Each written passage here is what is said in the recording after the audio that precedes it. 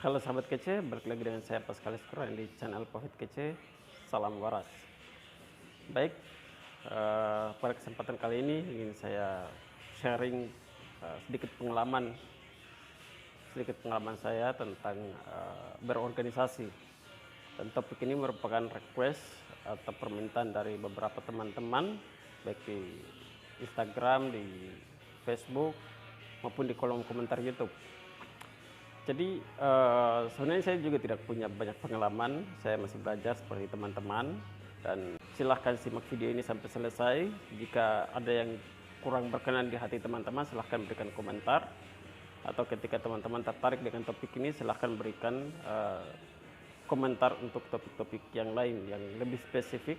Jadi kali ini saya berbicara hanya fokus dua topik saja, yaitu pendidikan dan kaderisasi.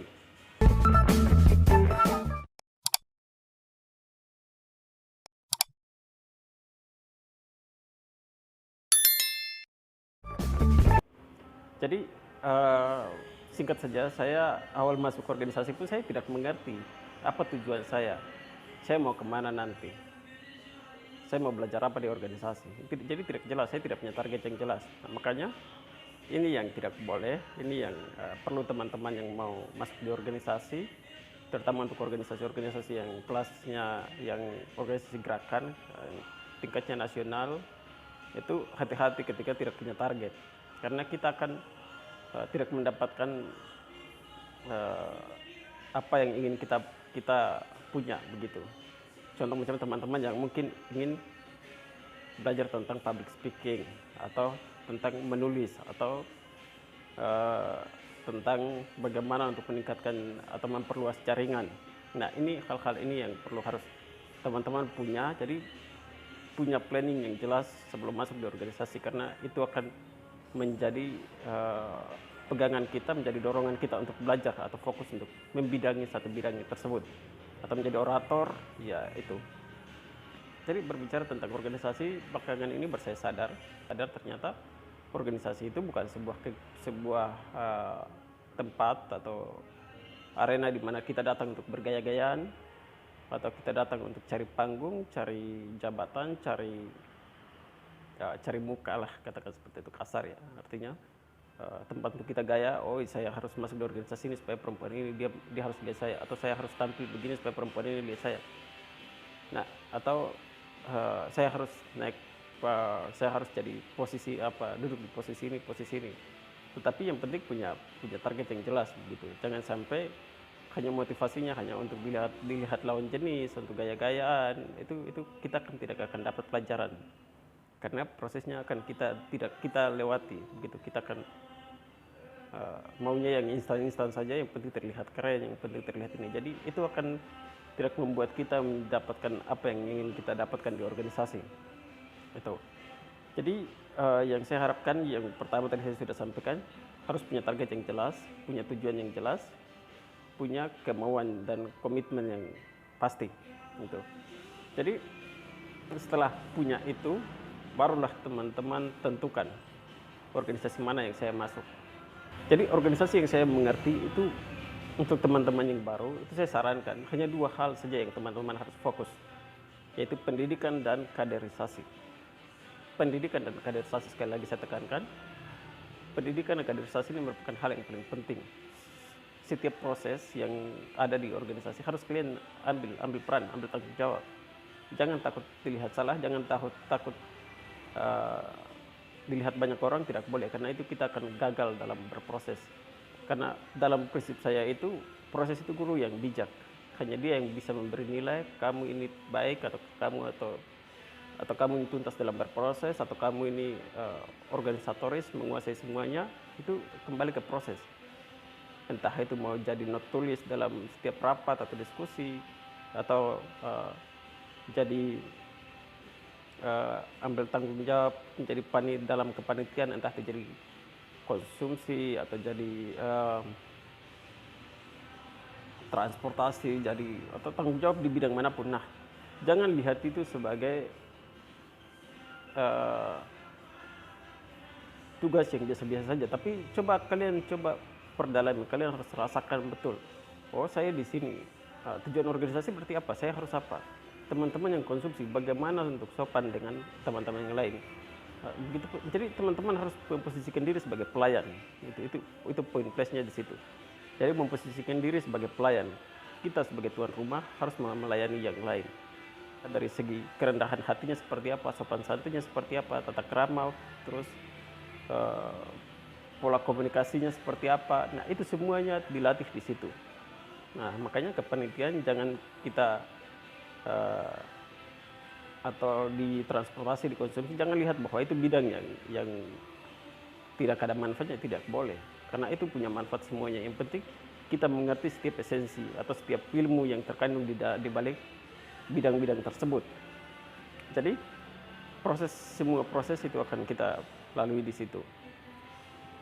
Terlibat dalam kepanitiaan, setiap kegiatan ambil peran, setiap ada kesempatan ambil peran. Jadi atau tugas-tugas yang dia diberikan harus diambil, harus ambil tanggung jawab.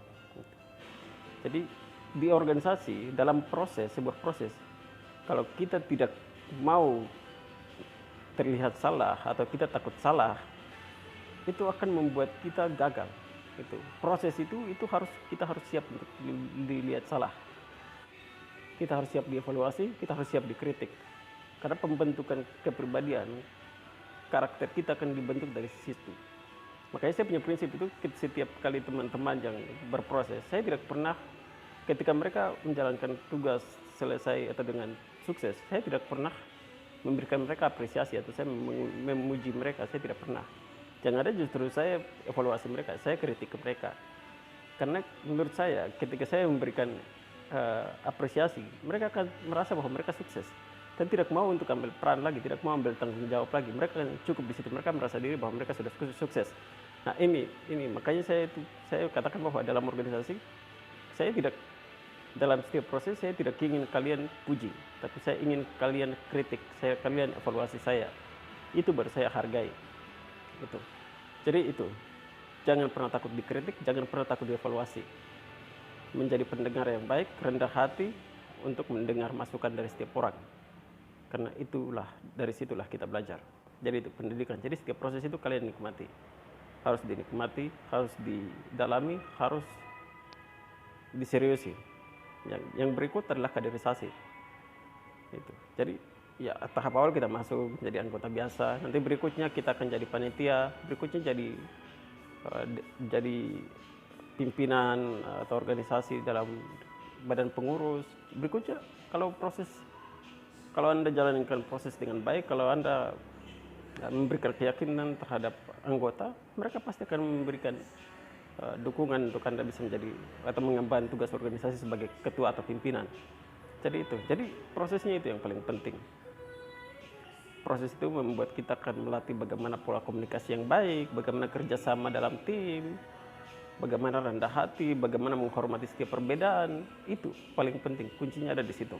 Jadi setelah prosesnya, pendidikannya sudah selesai, jadi setiap proses itu Anda harus naik tingkat tadi ya. Panitia, dari anggota biasa, panitia, sampai ke level ketua. Kalau sudah selesai, Anda harus cari organisasi yang lain. Kurangi waktu untuk keterlibatan Anda di organisasi ini. Gitu. Kalau minatnya Anda ke politik, ya sudah cari organisasi yang kiprahnya ke politik. Kalau mau akademisi, begitupun ke akademisi atau ke LSM, kemanapun. Jadi jangan berkutat di situ atau berputar di situ saja.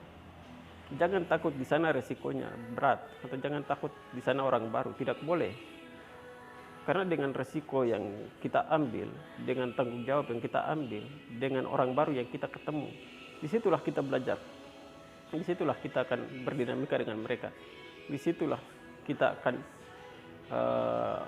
mendapatkan ilmu yang lebih, pengalaman yang lebih, menantang diri kita untuk harus mengambil resiko. Itu hal paling penting dalam organisasi. Gitu. Jadi kembali lagi, setiap rumah itu tata ruangnya itu beda-beda. Kultur dalam kehidupan rumah tersebut itu beda.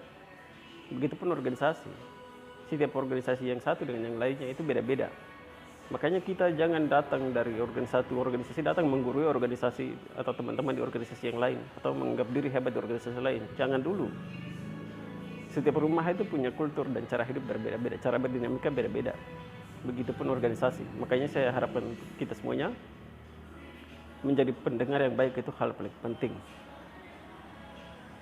Setiap orang yang Anda jumpai harus kita tinggalkan apa yang kita punya. Kita harus merasa diri bodoh, selalu merasa diri bodoh, selalu merasa diri kekurangan. Dari situlah kita bisa belajar hal-hal yang baru. Jadi itu. Jadi setelah kita dari organisasi yang tadi, kita ke organisasi yang satu, begitupun sama. Jadi belajar dari nol, menyesuaikan diri, menguasai kultur di dalamnya, lalu dari situlah kita akan pelan-pelan mengikuti prosesnya, dan kita akan suatu saat kita, kalau seandainya kita seriusi prosesnya, kita jalani semuanya, kita akan mengalami hal yang sama. Jadi itu, jangan takut salah, jangan takut resiko, karena dengan begitulah kita bisa naik tingkat. Jadi pesan saya terakhir, teman-teman harus ingat bahwa organisasi itu bukan tempat gaya-gayaan. Bahwa organisasi itu bukan tempat untuk kita tunjukkan kehebatan kita, tidak. Organisasi itu tempat kita belajar, tempat kita menempa diri, tempat kita membentuk karakter kita, kepribadian kita, pola komunikasi kita. Jadi kita dilatih di sana, begitu. Kalau tidak punya target yang jelas, hanya datang, saya ingin di sini supaya perempuan ini dilihat saya, atau saya di sini supaya laki-laki ini dia lihat saya, oh saya ini begini, saya bergabung di organisasi ini, itu kita tidak akan berkembang. Apalagi ya datang hanya berproses 1-2 bulan lalu mintanya terlalu banyak, wah saya harus di posisi ini, saya harus di posisi ini. Pepatah kuno bilang bahwa nafsu kuda tapi tenaga ayam. Tidak punya pengalaman banyak, tidak mengikuti proses dengan baik, diberikan kepercayaan. Yang terjadinya apa? Ujung-ujungnya lari, titip nama, karena tidak tahu apa-apa. Itu banyak yang terjadi di organisasi, itu kenyataannya. Makanya hargai setiap proses yang ada, hargai setiap dinamika yang ada, nikmati dan jalankan, seriusi. Punya komitmen yang jelas, punya kepastian untuk, atau punya kemauan yang jelas untuk berorganisasi. Jadi saya pikir itu yang mau saya share untuk teman-teman. Mohon maaf, ini topiknya umum, topiknya masih mengambang. Jika video ini belum menyentuh atau belum menjawab keinginan teman-teman, silahkan berikan masukan di kolom komentar. Dan ketika video ini bermanfaat, silahkan dibagikan untuk menjadi pelajaran bagi teman-teman kita yang lain. Saya pikir itu saja dari saya. Terima kasih untuk kesetiaan teman-teman untuk selalu menonton video-video saya di konten di channel YouTube ini. Saya ingatkan kembali lagi untuk teman-teman yang belum subscribe, silahkan subscribe channel YouTube ini dan tekan loncengnya untuk selalu menjadi orang pertama yang selalu mendapatkan updatean atau video-video terbaru kami di channel YouTube ini. Saya pikir itu saja. Terima kasih. Salam waras.